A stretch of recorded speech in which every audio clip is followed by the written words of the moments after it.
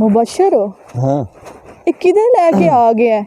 कियो जी जा सुनसान जई वो घर एक खलोता है वो भी दूर नजर आंदा पिया होर आबादी शबादी ते है ही काई ना इदे। रिमशा परेशान ना हो जिदे जांदे पाया है ना वो ये मेरा बचपन दा बेली स्कूल दे विच कट्ठियां पढ़दे आसे ते वेख ला अज ताईं ओदा ते मेरा सलाम दुआ आई जे जिवें सक्के भिरा होंदे ना।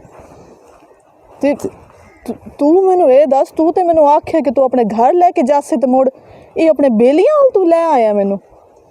रिमशा गल ए हफ्ता डेढ़ इत्थे रैंदे आए ना ते नाले तेरे पिछलियां दा भी पता लग जासी गया ते मैं भी एक दो वेरी ना अपने घरों चक्कर ला लईसां गया ते इत्थे तैन डरन झक्कण दी काई लोड़ नहीं।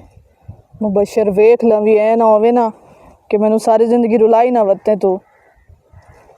की है खैर ता है नहीं रुलाइंदा तैन मैं। हला ठीक है हुण किधे जावना है? अईं जावना आ सावा घर वेदी पई हाँ वो मेरे बेली दा और बाजे